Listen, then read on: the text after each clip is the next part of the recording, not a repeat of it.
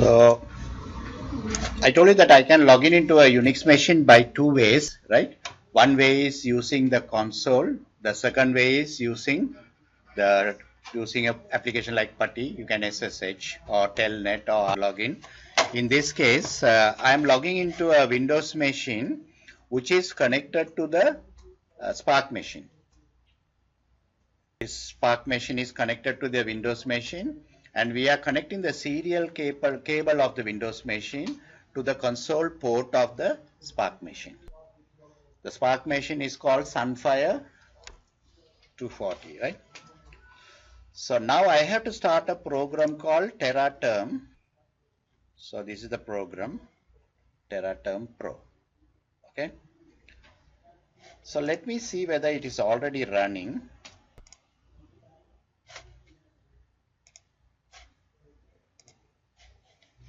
It's not running. TerraTerm is not running. Okay. So let me start it. So I will just go here. I'll lock this one.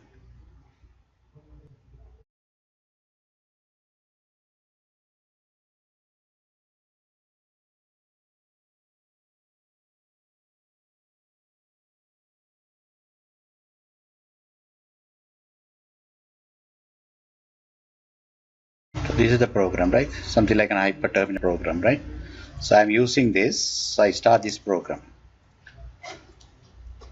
So host,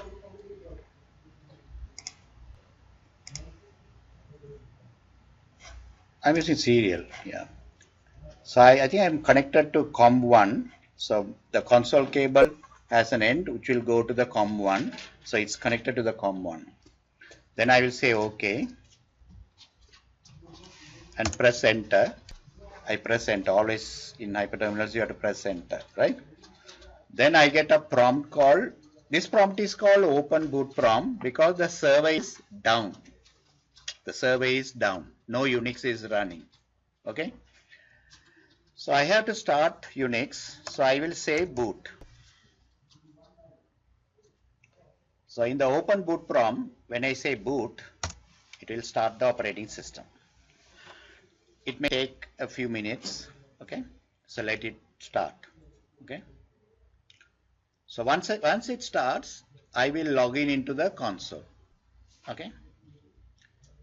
So in this example of console login, I am logging into a Unix machine through the Windows machine. But it doesn't mean that I have to do that always. I can directly go to a Unix machine where a keyboard is attached and the screen is attached. Then I can log in into that. So I will show you that also. Yeah. Telling us first we go into the team view? No, in your case you don't have that because this is the computer which is connected to that server. Right. I will show you how to do it there. You can't do it from your computer because your computer is not connected to the Spark machine using the console cable. Okay. Yeah. In that case, you have to have a console cable and you have to have a serial port in your computer, or you should have an adapter which will convert the USB port to the serial port. You don't have that, right? So you have to do it there. So I will show you, right? Doing a console login now from your computer. I already done. I'm going to do console login, but I already connected to the server because this server can be in any part of the world. So I am booting that server from my house or from my office. Okay. Yeah. So it says it's starting.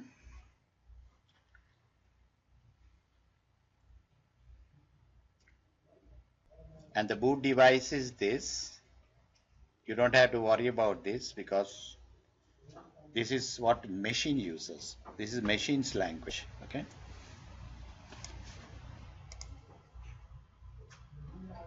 This machine also has Veritas installed, so it's configuring Veritas also. That's why it's taking a little longer time. Okay. So after that, it will configure the ZFS. Solaris 10 is starting. It also checks the file system, whether file system is good. It's all clean. Okay. So this is when I use console login, I don't get graphics here. Okay. Just a plain command login. Okay. So I will just enter my name. I can log in as root or anybody, and I give the password. So I logged in. So what is the sign I see? Number sign. Normally. Pardon? Sorry. No, this prompt I see Number sign. pound sign. Pound sign means, by default, pound sign means I am Root. super user, root. Can root do anything? Yeah. Can root do anything in the system?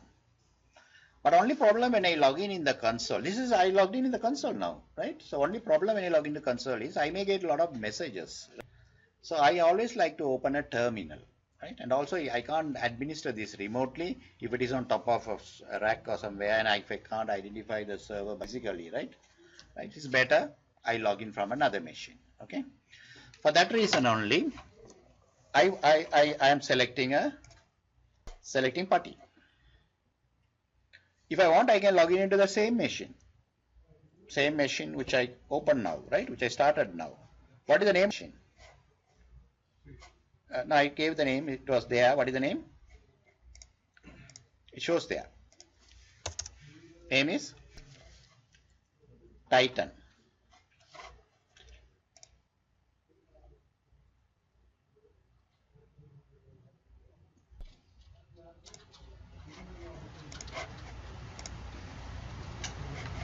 Name is Titan. It says Titan, right? Okay. So I can also type host name to see the name. Host name will give the name. What is the IP address of this machine? You check IP address in Windows. IP Address in Windows. IP config. Okay. So here you type if config. Interface configuration. So interface configuration says the IP address is 92.168.0.241.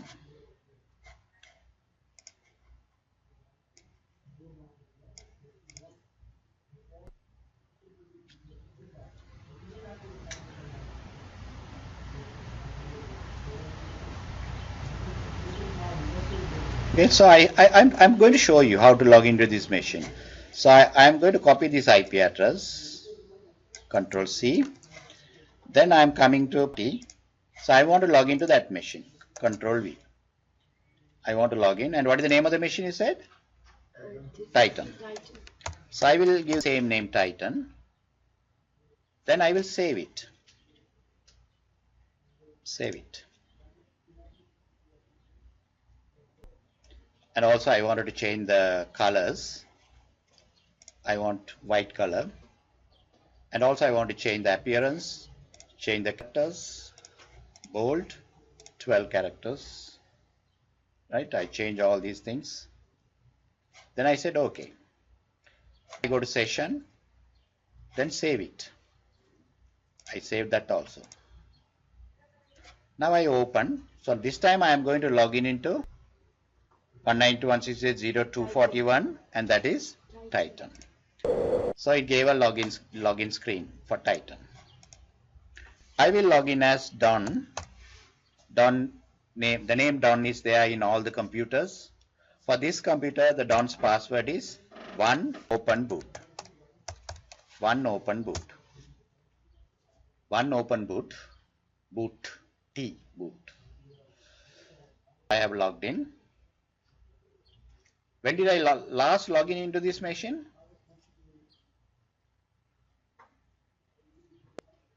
Last login. Only today. I never logged in into the machine for a long time, maybe, right? Or maybe I never logged in, right? It's only today. And what is the host name? So I will type HOSTN, and then I press tab, host name, tab. It will automatically complete. Like in Cisco iOS, same thing, right? Okay. Can you use, okay? So I say my name is Titan. If I want to see the IP address, what is the command? Config. If config -a. So the command is not there in my path. So I will give the full path, usr sbin if config -a. I can copy this and I can highlight that and right click. highlight that and right click. Then I see my IP address 241. So this is the same machine I logged in through the console. But this time I am logging in through Putty. Remotely I am logging in. This machine can be in any part of the world.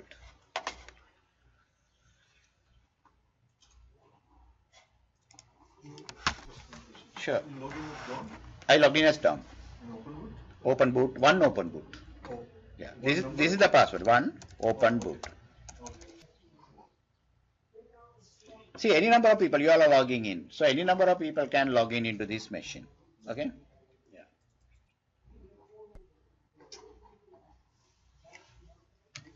Okay. So after I logged in, I want to see about my identity. I want to see my identity, who I am. So what is the command to see my identity? Who Who am I? Or I can say ID. My identification is I am Don. And what is my user ID? 100. What is my group ID? 1. Is it same? In Red Hat? It is same. Yeah. I also. Yeah. So here both are same, and also the default ID is 100, the first ID. So what happened to 1 to 99? Yeah, those are used by the system. Even though the system doesn't have 100 users, 99 users, system will reserve that for future, because I told Unix is always downward compatible and compatible with other Unix flavors, and also upward compatible. So it's keeping it for some purpose, maybe later. So all those users which are less than 99 or 99 or less are the system users, right? Right. So now I want to see all the computers in my network. I want to see whether Solaris 23 is there, whether computers are there. So I type R users minus A. Some computers are down now because I am rebooting some computers. So you will see few of them. So, but normally we have Solaris 35, Solaris 36, and so on, right? So now currently I am logged in into Titan. How many times did I log in? Only one time physically I logged in. These are by you all. You also have logged in as Don. Oh. Yeah, that's why there are 4 Dons here, right? It shows, I have 500 computers. It shows all 500 computers and who are the people using those computers. In one second I will know that. In 1 second, right? Or few seconds. You said if I put the config, so just I. Bash shell will auto complete. So if I say if call tab, it will complete automatically. If I say if tab, it will show all the commands start with if. So you don't have to remember things, right? If you remember few things, you can find out in the system, because everything is in the system. Like when you are using graphical utility, you have to know where to click. But here everything is in the system, so you don't have to memorize things, right? You can find out. I don't know what is if config. If I want to get some help on if config, then I will say man if config. So it will give me help. Okay. So what does if config do? Configure network interface parameters. Not configure. I can also view what it does. I can view the current IP address and the MAC address and so on, right? So all commands stored in user string? Not all. No. Some. And most of the commands. Traditionally. But in different flavors of Unix, some commands they are moved to different other directories also. Okay? In Solaris 10, they did a lot of moving to different other directories. Okay? Yeah. In Solaris 12, they're trying to put everything in one place, right? So don't we have to make our own address to go? If you want, you can make your own name also, own username and password, right? So you want to sue? and whenever he as a login, right, in the Okay, type, you're correct. You're correct. Yeah. So I will. Yeah. No, you don't be Sue here. Don't work here as super user here, right? Because this is for people who are doing Veritas, right? Even if you work as super user, only for a few seconds, work as super user in this computer, right? You can Solaris 30. Titanium. Not Titan. Titan. Yeah. But you can also log in into another machine. Say, for example, R users minus A will show that there is another machine called Venus. Okay. So why don't you log into Venus? Okay. Right. What Venus is the name of the machine? Name of the machine. So SSH. I'm using command SSH. Right. Right. And I say Venus. Or I can say my name. My name is Don. Okay, at Venus. So at Venus, enter, and it is warning you. Okay, if you want to make sure, right, everything's fine. So you say yes, sir. It creates an entry in your local computer. That means now currently I am in. No, currently I am in Titan. So in Titan, in my home directory, it will make an entry about the encryption. Okay, there's a file for that, right? So it is asking for my password. My password is OneOpenBoot. So I went there. So if you all want to log in into a computer, because Solaris 3536 is down, I'm doing something, right? Today, if you want to practice, you can log into Venus. Sue, the root password is root RR. Root RR. For this, only for the Venus machine. Only Venus, Titan, and Atlas. So for those three machines, the password is root RR. Root RR. Yeah. Should we create our user ID? Yeah, you can. You are welcome to do that. Okay. Yeah, RR is the password. Yeah. So first I have to, because right now I'm on the Titan. Yeah. Yeah. So no, don't log in now. If you want, I will quit from here and I start from again. But usually I want you all to log into Solaris 23 first. So don't do anything now. Let me finish it. No, so let me exit from here. Yeah, let me exit from here because I had to create a script also for you, right? So let me exit. Control D will again. Okay.